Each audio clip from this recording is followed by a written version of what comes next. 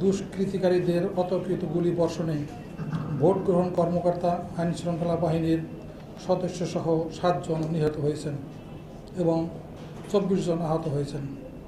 নৃশংস ও বর্বরোচিত হামলায় ভোট গ্রহণ কর্মকর্তা ও আইনশৃঙ্খলা বাহিনীর সদস্যসহ 7 জন নিহত হওয়ায় নির্বাচন কমিশন গভীরভাবে মর্মাহত।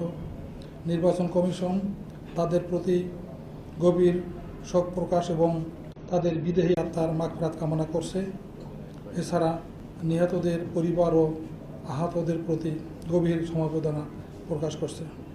একই সাথে নির্বাচন কমিশন জাতীয় দায়িত্ব পালনরত ভোট গ্রহণ কর্মকর্তা ও আইনশৃঙ্খলা বাহিনীর সদস্যদের উপর এ বর্বরোচিত হামলার তীব্র নিন্দা জ্ঞাপন করছে।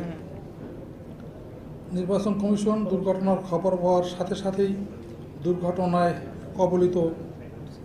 কবলিতদের দ্রুত উদ্ধার এবং চিকিৎসার ব্যবস্থা গ্রহণ করে।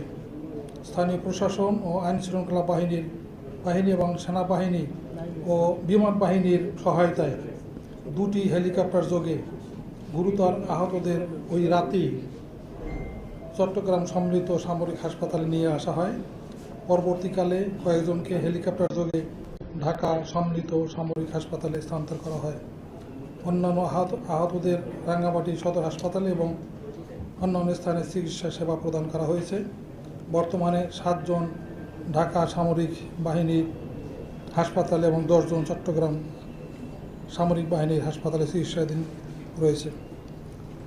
দুর্ঘটনার বিষয়ে নির্বাচন কমিশন সার্বক্ষণিক নজর রাখছে।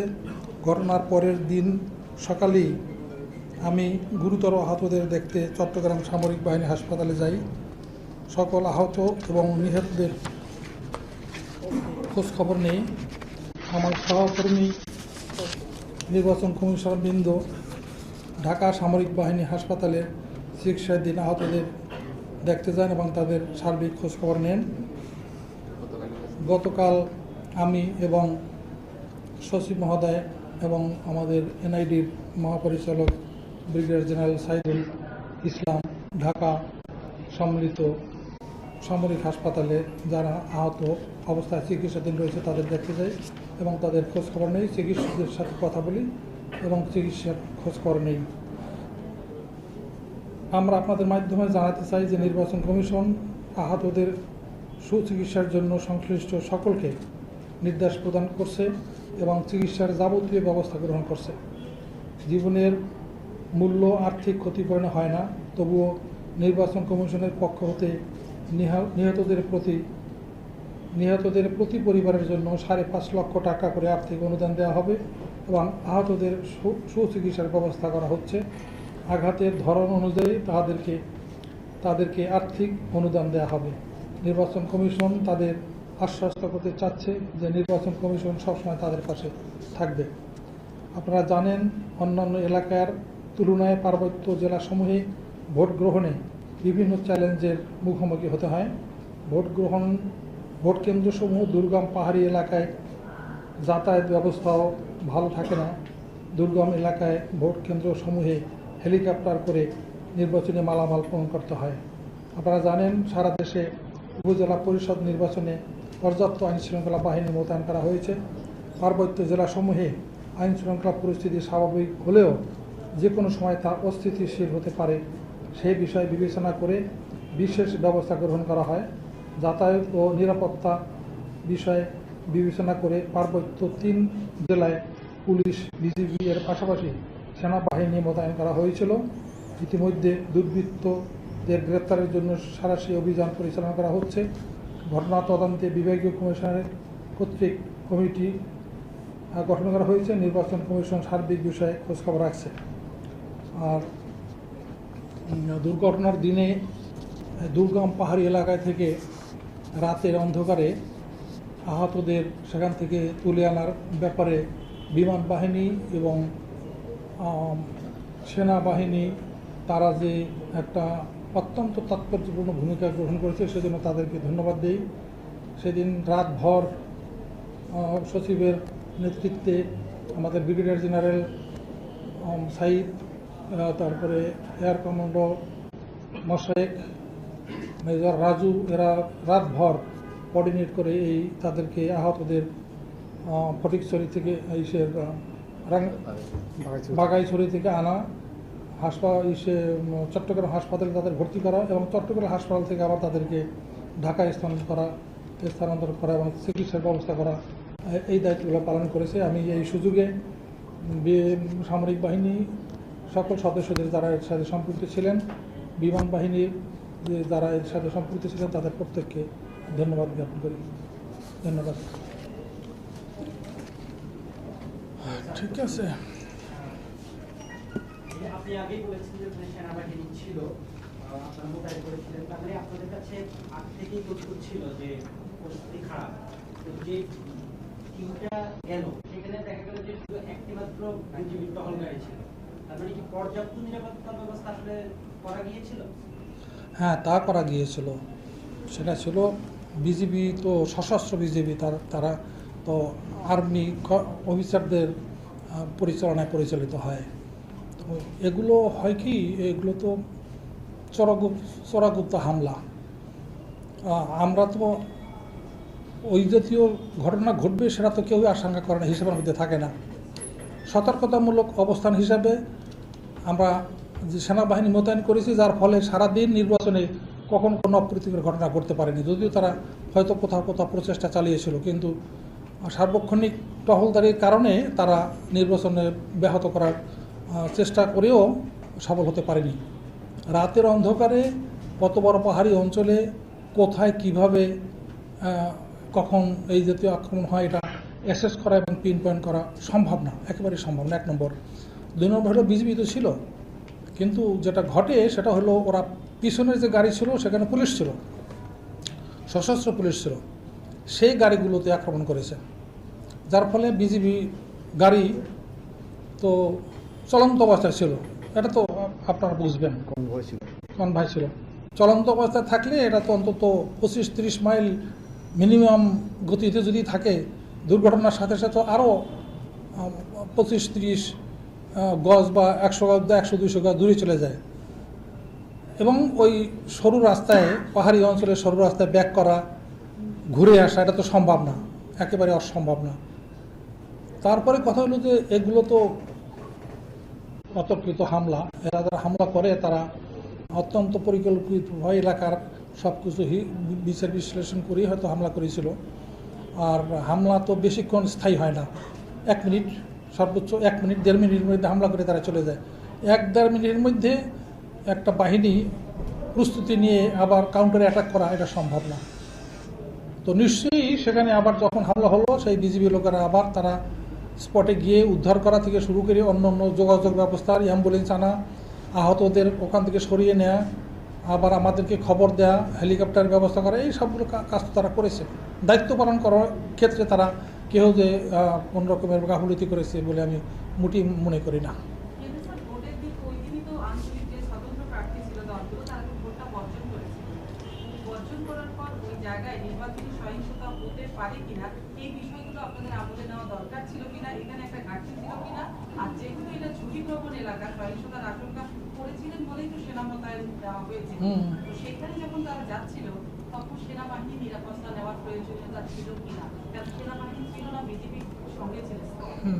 ওইটা তো বললাম যে এটা তো ওই এলাকাটা তো শুধু ছোট্ট এরিয়া না, ব্যাপক এরিয়া। কোন জায়গায় কখন কি হবে এত দ্রুত হিসাব করা যায় না। বিজিবি তো যথেষ্ট তারা নিরাপত্তার জন্য। তো এটা ওই অতর্কিত হামলায় করেছে, সেটা তারা সতর্ক ছিল, তারাই তো আবার পরবর্তী পর্যায়ে উদ্ধার কাজে নিয়োজিত ছিল, চেষ্টা করেছে। কিন্তু ওইখানে ওভাবে হবে সেটা তার ওরকম তো বর্জন করেই। সবসময় তো নির্বাচনের সময় আমাদের দেশে, অন্য সব দেশেই গণতন্ত্রের প্রক্রিয়ার মধ্যে বর্জন করার রীতি আছেই, বর্জন করে ফেলে। বর্জন করার পরবর্তী পর্যায়ে এইরকম অবস্থা হবে এটা তো আর ধারণা করা সম্ভব হয়নি। না না, এখনও তদন্তাধীন আছে, সুনির্দিষ্টভাবে চিহ্নিত করা সম্ভব হয়নি এখনো। তদন্ত পরে জানা যাবে।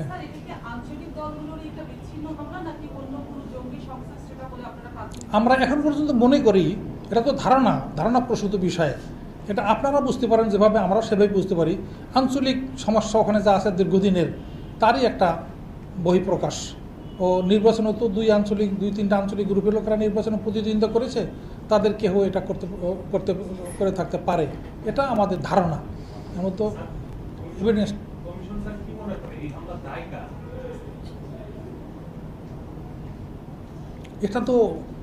এটাই প্রশ্নটার উত্তর দেওয়া কীভাবে সম্ভব? দায় কার?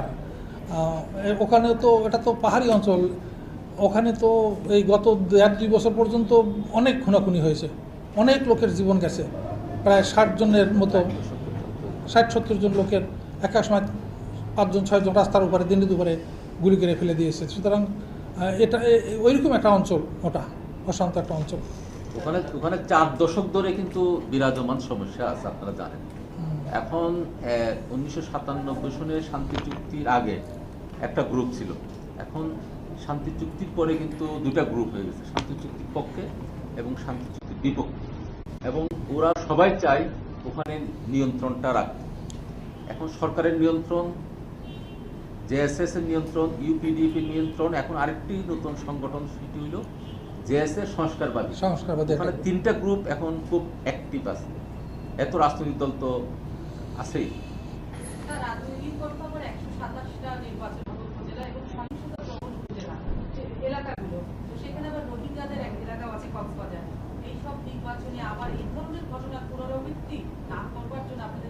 আমাদের ততটা সতর্কতা অবলম্বন করতে পারি। আমরা বিজিবি বাড়াবো, বিজিবি থাকবে, পুলিশ থাকবে অতিরিক্ত, বিজিবিদের অতিরিক্ত থাকবে, এদের থাকবে, সেগুলোর মধ্যে তাদেরকে আজকে তুমি ঠিক করে আসলাম একটু আগে আমি আর সচিব সাহেব ইসের থেকে, শিল্পকলা একাডেমি থেকে, তাদেরকে এই আঙ্গিকগুলো বলেছি যে এই বেশি সতর্কতামূলক অবস্থানে থাকবে। তো ঠিক আছে,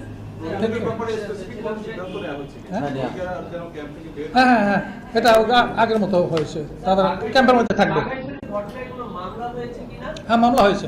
আর হচ্ছে যে ক্ষতিপূরণ 5.5 লাখ টাকা নির্বাচন কমিশন থেকে দেয়া হচ্ছে, আসলে আপনারা বলছেন ক্ষতিপূরণ দিয়ে দিলে এটা সম্ভব না, এবং আহতদের চিকিৎসার দায়িত্ব নিয়েছে। এর বাইরে আর কোনো তাদের মানে কম্পেনসেশন করার কোনো ব্যবস্থা আপনারা না? এটা এই পর্যন্ত আছে তো আমাদের যেটা আমাদের নীতি আছে, সেই নীতির মধ্যে। এর পরেও আমরা যদি তাদের কোনো ওই পরিবারের কোনো যোগ্য লোক থাকে চাকরির ক্ষেত্রে, আমাদের এখানে যদি চাকরি থেকে থাকে, সেই অনুসারে তাদেরকে সেভাবেও তাদের ব্যবস্থা করার আমরা করব, চিন্তা করব যে তাদেরকে এমপ্লয়মেন্ট করা।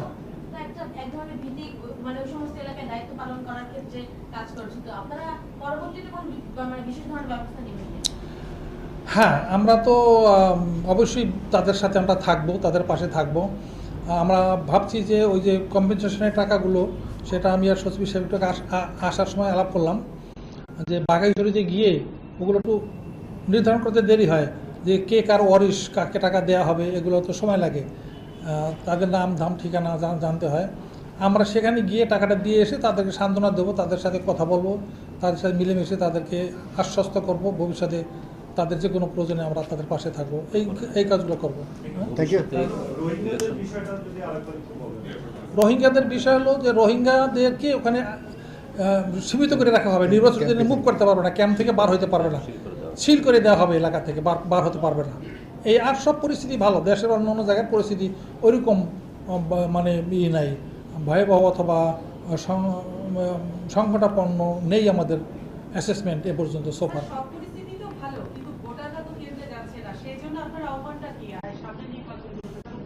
না, এটা আমাদের তো আমরা ভোটারদের বলি যে আপনারা ভোট দিতে আসলে নিরাপত্তা সব আছে, সব কিছু আছে। ভোটাররা আসার ব্যাপারে কিন্তু প্রার্থীদের দায়িত্ব, তারা ভোটারদের আনবে, সেটা যতক্ষণে তারা সফল হবে ততক্ষণে আসবে, যারা আসবে তারা ভোট দেবে, যারা আসবে না তারা ভোট দেবে, এটা তো আমাদের কিছু করার নেই এখানে। ওকে, ধন্যবাদ।